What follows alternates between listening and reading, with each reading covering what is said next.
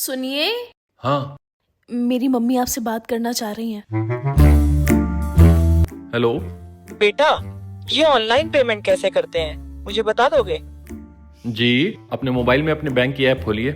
खोल ली बेटा। अब देखिए उसमें सेंड मनी का ऑप्शन आ रहा होगा, हाँ, आ रहा है। उस पर क्लिक कीजिए।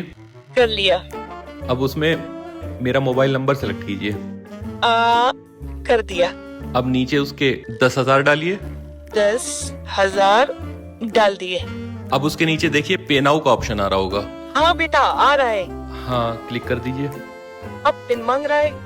हाँ, तो अब पिन डाल दीजिए। डाल दी। बस हो गया ऑनलाइन पेमेंट। कितना आसान होता है। अरे वाह बेटा, तुम्हारा बहुत बहुत शुक्रिया। अरे इसमें शुक्रिया की क्या बात है। शुक्रिया तो मुझे आपका बोलना चाहिए।